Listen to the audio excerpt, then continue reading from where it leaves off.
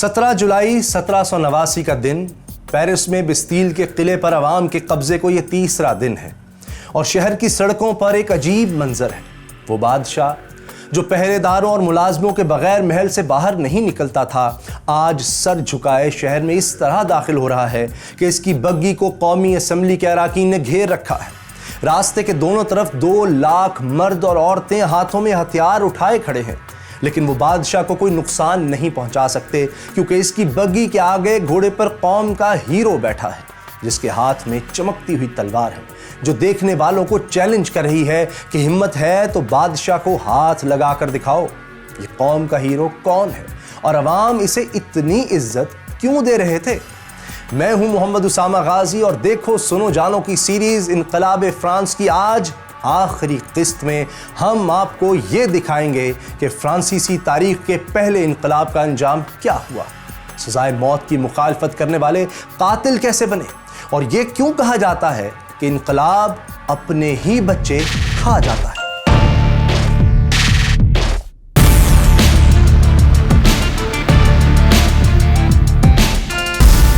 बादशाह की बग्गी के आगे चलने वाला हीरो असल में फ्रांसीसी जर्नैल मार्क्स डी लॉफेट है।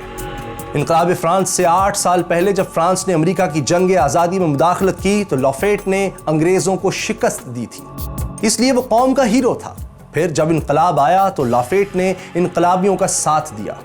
पेरिस की इनकलाबी फौज भी इसी ने बनाई थी और इसे नीले, सफ़ेद और सुर्ख रंग वाला निशान दिया था, जो फिर इनकलाब की पहचान बना और आज फ्रांस का परचम भी इन्हीं रंगों पर मुश्तमिल है। तो ये लॉफेट ही था जिसने बादशाह को इसकी जिंदगी की जमानत दी थी।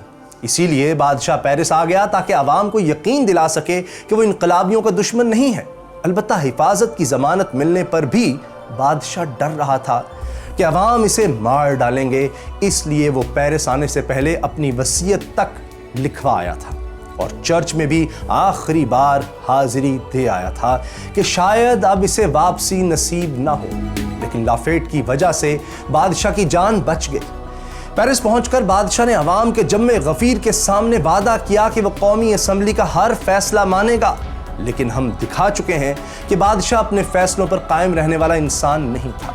चुनांचे जब अगले माह अगस्त में फ्रांस की कौमी असम्बली ने इंसानी हुकूक का चार्टर मंजूर किया तो बादशाह ने इस पर दस्तखत करने से इनकार कर दिया। इस चार्टर में तमाम शहरियों को बराबरी के हुकूक, इजहार राय और मजहब की आज़ादी दी गई थी। लेकिन जब बादशाह ने इस चार्टर को नहीं माना तो अवाम ने यही समझा कि बादशाह ने अपना वादा तोड़कर कौम को धोखा दिया है। चुनांचे 5 अक्टूबर को आवाम ने वारसाई के महल के सामने धरना दे दिया। इस एहतजाज में कोई 30,000 के करीब खवातीन भी शामिल थीं, बल्कि ये खवातीन ही थीं जो पहले एहतजाज करते हुए वारसाई महल तक आई थीं। फिर सारे पेरिस से लोग वारसाई पहुंचने लगे। अवाम का धरना सारी रात जारी रहा। लॉफेट की क़यादत में इनकलाबी फौज के दस्ते भी महल में पहुंच गए। हालत ये थी कि बादशाह और मलका महल की बालकोनी में खड़े अवाम का जम्मे गफीर देख रहे थे और खौफ ज़दा थे कि इन्हें कत्ल कर दिया जाएगा। लेकिन इस मौके पर लॉफेट ने आगे बढ़कर मलका का हाथ चूम लिया। यूरोप में खवातीन को इज्जत देने के लिए इनका हाथ चूमा जाता है। चुनांचे जब लॉफेट ने मलका की इज्जत अफजाई की तो अवाम का जोश भी ठंडा हो गया। शाही खानदान की जान तो बच गई, लेकिन अवाम ने शाही खानदान को गिरफ्तार कर लिया और इन्हें वारसाई के महल से पेरिस ले आए, जहां इन्हें ट्यूलरी पैलेस में ठहरा दिया गया। बज़ाहिर ऐसा लग रहा था कि फ्रांस में हालात कंट्रोल में आ चुके हैं, लेकिन दुनिया में हर इनकलाब के साथ ये मसला रहा है कि वो पुरअमन नहीं रह सकता, क्योंकि पुराने निज़ाम के हामी नए निज़ाम को दिल से कबूल नहीं कर पाते और इनकलाबियों में ये हौसला नहीं होता कि वो पुराने निज़ाम के लोगों को बर्दाश्त कर सके। फ्रांस में भी यही हुआ। एक तरफ तो बादशाह के हामियों ने सारे मुल्क में हंगामे शुरू कर दिए, तो दूसरी तरफ इनकलाबियों ने भी अपने सियासी मुखालफिन और पादरियों को कत्ल करना शुरू कर दिया। इन हंगामों ने कौमी असम्बली में एक नए ग्रुप को सर उठाने का मौका दिया, जिसका नाम था जैकोबीन क्लब। इस क्लब के लोग इनकलाब के कट्टर हिमायती थे और इनकलाब के खिलाफ बोलने वाले हर शख्स को सजाए मौत से कम किसी सजा पर राजी नहीं होते थे। और इस ग्रुप का सरबराह था मैक्सिमिलियन रॉबस्पियर। जी हाँ, वही रॉबस्पियर जिसने कभी बादशाह की शान में कसीदा पढ़ा था, आज वो बादशाह का सबसे बड़ा मुखालिफ था। रॉबस्पियर के मुतालिक मशहूर था कि वो करप्ट है, ना ही कोई इसे करप्ट बना सकता है, यानी वो करप्शन से बिल्कुल पाक है। रॉबस्पियर इब्तिदा में लोगों को बराबरी के हुकूक देने का जबरदस्त हामी और सजाए मौत का सबसे बड़ा मुखालिफ था। रॉबस्पियर को एक बार जज भी बनाया गया था, लेकिन इसने सिर्फ इसलिए इस्तीफा दे दिया था क्योंकि वो लोगों को सजाए मौत नहीं दे सकता था। अब यही रॉबस्पियर जैकोबिन क्लब को लीड कर रहा था, लेकिन इसके ख्यालात बदल चुके थे और इन्हीं बदले हुए ख्यालात ने सारे फ्रांस को एक खूनी दौर में धकेल दिया, जिसे रेन ऑफ टेरर या दहशत का दौर कहते हैं। और इस दौर में एक ऐसा आला भी सामने आया जिसने पूरी दुनिया को हिला कर रख दिया। आज भी इस आले का नाम दुनिया भर में दहशत की अलामत है। यह आला था ग्लोटीन। यह आला एक फ्रांसीसी सियासतदान और डॉक्टर जोसेफ एग्नेस ग्लोटीन ने एक जर्मन इंजीनियर टोबिस श्मेडिट के साथ मिलकर तैयार किया था और अपने नाम पर इसका नाम ग्लोटीन रखा था। यह लोगों को सजाए मौत देने का आला था, जिसमें कैदी को लकड़ी के शिकंजे में कसकर इस पर एक ब्लेड गिराया जाता था और सर कटकर सामने मौजूद टोकरी में गिर जाता था। सितम ज़रीफ़ी देखिए कि ग्लोटीन, जिसका ख्याल करके आज भी लोग खौफजदा हो जाते हैं, इसे इसलिए बनाया गया था ताकि लोगों को तकलीफ दे मौत ना देनी पड़े। क्योंकि जिस दौर में यह आला बना था, इस दौर में सारे यूरोप में लोगों को बड़े जालिमाना तरीकों से सजाए मौत दी जाती थी, जिसमें जिंदा जलाने से लेकर घोड़ों से बांधकर बाजू और टांगे उखाड़ लेने समेत कई गैर इंसानी और खतरनाक सजाएं शामिल थी। ऐसे में ग्लोटीन को लगा कि इसने सजाए मौत का ऐसा तरीका इजाद कर लिया है जिससे किसी को भी बहुत आसानी से बगैर तकलीफ के मारा जा सकता है। 10 अक्टूबर 1789 को ग्लोटीन ने अपने इस आले के मुतालिक कौमी असम्बली को बताया और कहा, ये लोगों को सजाए मौत देने का सादा तरीन तरीका है। और फिर फ्रांस में हर मुजरिम की गर्दन ग्लोटीन से कटने लगी। दहशत के दौर में तो ये आला इतना ज्यादा इस्तेमाल हुआ कि इसे नेशनल रेजर या कौमी उस्तरे का लक़ब दे दिया गया। अब ग्लोटीन अपने शिकारों पर गिरने के लिए तैयार था। उधर फ्रांस के हालात तेजी से खराब हो रहे थे और फिर बादशाह की एक गलती ने जलती पर तेल का काम कर दिया। हुआ यूं कि 21 जून 1791 को बादशाह लुइस द 16 अपने महल के गार्ड्स को रिश्वत देकर खानदान समेत फरार हो गया। अपने बिस्तर पर इसने एक खत छोड़ दिया था जिसमें कहा गया था कि इसकी जान को खतरा है और हालात ठीक होने तक वो पेरिस वापस नहीं आएगा। बादशाह के फरार पर अवाम बहुत ज्यादा मुश्तिल हो गए और ये अफवाहें फैल गईं कि बादशाह असल में गैर मुल्की ताकतों से मिलकर फ्रांस की इनकलाबी हुकूमत को खत्म करना चाहता है। इन अफवाहों में कुछ सच्चाई भी थी, क्योंकि फरार के बाद बादशाह की मंजिल सरहदी किला मोंटमेडी था। इस जमाने में ऑस्ट्रियन एम्पायर की हुदूद फ्रांस से मिलती थी और ऑस्ट्रिया पर मलिका मैरी एंटोनेट के भाई लियोपोल्ड दोयम की हुकूमत थी। ऐसी खबरें थीं कि मोंटमेडी के किले में बादशाह की हिमायती जमा हो रहे हैं और ऑस्ट्रिया की मदद से फ्रांस के खिलाफ जंग शुरू कर देंगे। मामला जो भी था, बादशाह अपनी मंजिल तक नहीं पहुंच पाया। पेरिस से 180 मील दूर वर्नेस में एक पोस्ट मास्टर ने इसे पहचान लिया। इनकलाबी फौज ने शाही खानदान को गिरफ्तार करके वापस पेरिस भेज दिया, लेकिन अब बादशाह की इज्जत खत्म हो चुकी थी और लोग इसे खुलेआम गद्दार कह रहे थे।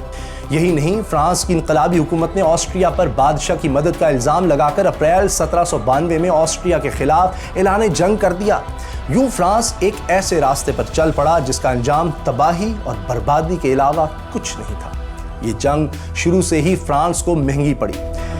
हम फ्रेंच रेवोल्यूशन की तीसरी और चौथी किस्त में आपको दिखा चुके हैं कि फ्रांसीसी फौज इनकलाब की वजह से बहुत कमजोर हो चुकी थी। चुनांचे जब इस फौज का मुकाबला ऑस्ट्रिया की वेल ऑर्गेनाइज्ड फौज से हुआ तो कई जगहों पर फ्रांसीसी सिपाही लड़ाई से पहले ही मैदान छोड़कर भाग गए।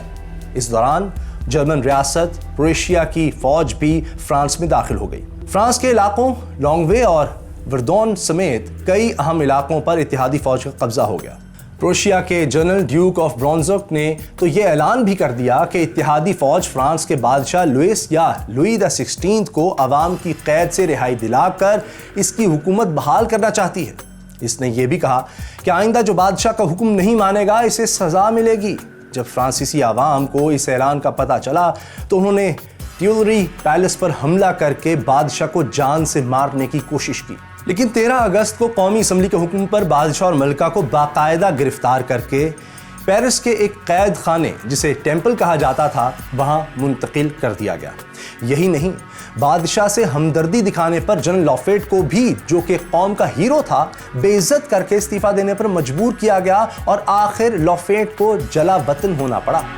21 ستمبر کو اسمبلی نے بادشاہت ختم کر دی۔ یہ فیصلہ تو درست تھا، لیکن وقت کے ساتھ فرانس کے خراب حالات کے پیش نظر انقلابی حکومت سے کچھ ایسے سخت فیصلے بھی ہو گئے جو انقلاب کی روح کے خلاف تھے۔ حکومت نے ملک کا نیا آئین، جو کہ 1791 میں بنایا گیا تھا اور جس میں تمام شہریوں کے حقوق کی ضمانت دی گئی تھی، اسے معطل کر کے ملک میں مارشل لاء نافذ کر دیا۔ اس کے ساتھ ہی ایک کمیٹی بنائی گئی جسے کمیٹی آف پبلک سیفٹی کا نام دیا گیا تھا۔ اس کمیٹی میں پہلے 8 اراکین تھے، بعد میں ان کی تعداد 12 کر دی گئی۔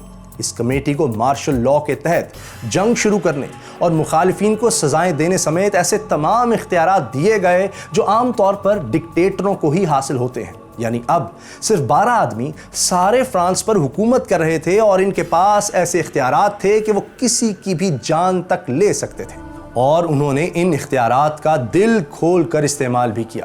رابسپیئر اس کمیٹی کا سب سے طاقتور رکن تھا۔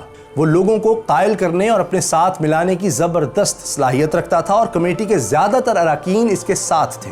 چنانچہ وہ ایک طرح سے کمیٹی کا ڈی فیکٹو سربراہ بن گیا تھا اور ملک میں من مانے فیصلے نافذ کر رہا تھا۔ رابسپیئر سمجھتا تھا کہ انقلاب کو بچانے کا واحد راستہ یہ ہے کہ معزول بادشاہ کو قتل کر دیا جائے۔ رابسپیئر کی اس سوچ کی وجہ یہ تھی کہ فرانس کے حالات انقلابی حکومت کے قابو سے باہر ہو چکے تھے۔ پہلے تو عوام بادشاہ اور اس کے حامیوں پر الزام لگاتے تھے کہ ان کی لوٹ مار کی وجہ سے غریبوں کو روٹی نہیں ملتی، لیکن اب وہ نئی حکومت سے پوچھتے تھے کہ اب تو اختیار تمہارے ہاتھ میں ہے تو پھر بھی روٹی سستی نہیں ہو رہی، غریب بھوکے مر رہے ہیں۔ اور سب سے بڑا مسئلہ یہ تھا کہ انقلابی حکومت نے قرضوں میں ڈوبے ہوئے ملک کو آسٹریا اور کروشیا کے خلاف نئی جنگ میں دھکیل دیا تھا، بلکہ برطانیہ نے بھی فرانس پر چڑھائی کر دی تھی۔ یعنی حالات خراب سے خراب تر ہوتے جا رہے تھے، تو ان حالات کو کنٹرول کرنے کے لیے انقلابیوں نے ایک نیا طریقہ اپنایا۔ سارے فرانس میں یہ مشہور کیا جانے لگا کہ معزول بادشاہ جیل میں بیٹھ کر بھی ملک کے خلاف سازشیں کر رہا ہے۔ ملک کے خراب حالات کے ذمہ دار معزول بادشاہ کی حمایتی ہیں، جو بادشاہ کو واپس لانے کے لیے غیر ملکی طاقتوں سے مل کر ملک میں روٹی سمیت دوسرے بحران پیدا کر رہے ہیں۔ اس لیے معزول بادشاہ پر غداری کا مقدمہ چلا کر اسے سزائے موت دینی چاہیے۔ یہ حربہ کام کر گیا۔ لوگ ایک بار پھر معزول بادشاہ کو ہی اپنے مسائل کا ذمہ دار قرار دینے لگے اور ہر طرف بادشاہ کو مار ڈالو کی صدائیں بلند ہونے لگیں۔ معزول بادشاہ کے خلاف پورا گراؤنڈ بنانے کے بعد دسمبر 1792 میں لوئی دی 16 کا ٹرائل شروع کر دیا گیا۔ لوئی نے فرار کی جو کوشش کی تھی، اسے بھی غداری کے مقدمے میں شامل کر لیا گیا۔ کہتے ہیں لوئس دی 16 کو معلوم تھا کہ اسے ہر صورت میں سزائے موت ہی دی جائے گی، پھر بھی اس نے اپنے وکیلوں سے کہا کہ وہ اس کا دفاع کریں اور ہر الزام کا جواب دیا جائے، تاکہ فرانس کے لوگ یاد رکھیں کہ ان کا بادشاہ اچھا تھا۔ معزول بادشاہ کو غیر ملکی فوج سے اب مدد کی زیادہ امید نہیں رہی تھی، کیونکہ فرانسیسی فوج نے کئی شکستیں کھانے کے بعد بالآخر 20 ستمبر 1792 کو فرانس کے شمال مشرقی علاقے والمے میں کروشین فوج کو شکست دے کر اتحادیوں کو وقتی طور پر فرانس سے نکال باہر کیا تھا۔ چنانچہ انقلابی حکومت نے بے فکر ہو کر معزول بادشاہ کا ٹرائل شروع کیا، لیکن لوئی کو کسی عدالت میں پیش نہیں کیا گیا، بلکہ قومی اسمبلی، جو اب نیشنل کنونشن کہلاتی تھی، نے ہی اس کا ٹرائل شروع کیا۔ اس وقت معزول بادشاہ کا بدترین دشمن رابسپیئر نیشنل کنونشن کا نائب صدر تھا، یعنی لوئی کے بچ نکلنے کی کوئی بھی امید نہیں تھی۔ دسمبر 1792 میں ٹرائل شروع ہوا تھا۔ اگلے ماہ یعنی 15 جنوری 1793 سے نیشنل کنونشن میں ووٹنگ شروع ہو گئی کہ معزول بادشاہ کو سزائے موت دی جائے یا نہیں۔ یہ ووٹنگ کئی روز چلی۔ نیشنل کنونشن کے 721 اراکین نے معزول بادشاہ کی زندگی کا فیصلہ کرنا تھا۔ آخری دن ہونے والی ووٹنگ میں نیشنل کنونشن کے 380 اراکین نے سزائے موت کے حق میں اور 310 نے رحم کے حق میں ووٹ دیا، جبکہ 31 اراکین نے ووٹ نہیں ڈالا۔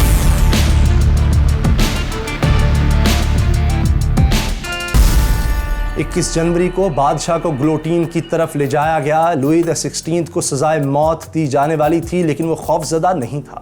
وہ ایک بادشاہ کی طرح پورے وقار سے ہزاروں لوگوں کے سامنے سے ہوتا ہوا گلوٹین تک پہنچا۔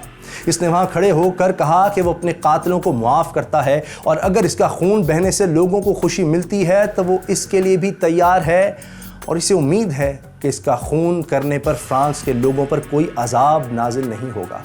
وہ مزید کچھ کہنا چاہتا تھا لیکن نیشنل گارڈز نے جان بوجھ کر فوجی میوزک بجانا شروع کر دیا اور بادشاہ کی آواز شور میں دب گئی۔ پھر گلوٹین کے ایک ہی بار نے بادشاہ کا سر تن سے جدا کر دیا۔ معزول بادشاہ کے بعد انقلابیوں نے ملکہ کو بھی معاف نہیں کیا۔ لوئی XVI کی موت کے 9 ماہ بعد ایک انقلابی ٹریبونل میں ملکہ کا بھی ٹرائل ہوا۔ ملکہ کو بھی اپنا انجام معلوم تھا لیکن اس نے اپنا دفاع نہیں کیا اور اپنے ٹرائل کے دوران زیادہ تر خاموش رہی۔ کہا جاتا ہے کہ ملکہ پر قومی خزانہ تباہ کرنے، انقلابی حکومت کے خلاف سازشوں اور سکینڈلز کے جتنے بھی الزامات تھے ان میں سے ایک کا بھی ثبوت موجود نہیں تھا۔ انقلابی ملکہ کو انجام تک پہنچانے کے لیے کچھ اخلاقی حدود بھی پار کر گئے۔ انہوں نے ملکہ کے 8 سالہ بیٹے لوئی چارلز سے زبردستی عدالت میں بیان دلوایا کہ ملکہ نے اس سے بھی ناجائز تعلقات قائم کیے تھے۔ اس گھناؤنے الزام پر ملکہ خاموش نہیں رہ سکی اور اس نے الزام کو صرف اپنی ہی نہیں بلکہ عدالت میں موجود تمام ماؤں کی توہین قرار دیا۔ بہرحال فیصلہ طے شدہ تھا۔ ٹریبونل نے کہا کہ ملکہ پر جتنے بھی الزام لگائے گئے ہیں ان میں وہ مجرم ثابت ہوتی ہے، چنانچہ اسے سزائے موت سنا دی گئی۔ انقلابیوں کو ملکہ کو مارنے کی اتنی جلدی تھی کہ ملکہ کا ٹرائل صرف 2 روز جاری رہا، یعنی 14 اور 15 اکتوبر کو۔ 16 اکتوبر کو سزائے موت دے بھی دی گئی۔ وہ ملکہ جو ہمیشہ آرام دہ بگیوں میں سفر کرنے کی عادی تھی، اسے لکڑی کے ایک چھکڑے میں بٹھا کر گلوٹین تک لے جایا گیا۔ اس کے بال بھی کاٹ دیے گئے تھے اور اسے مجرموں جیسا لباس پہنایا گیا تھا، لیکن وہ بے خوف تھی۔ پورے اعتماد کے ساتھ گلوٹین تک پہنچی اور اپنی جان دے دی۔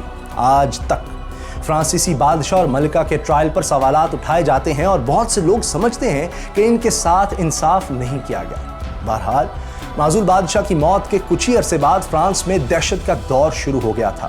ویسے تو اس دور میں فرانس میں پہلے سے ہی مسلسل خانہ جنگی اور دہشت کی کیفیت تھی، لیکن دہشت کا جو دور رابسپیئر نے شروع کیا تھا اس میں سب سے زیادہ قتل عام ہوا۔ یہ دور جولائی 1794 تک جاری رہا۔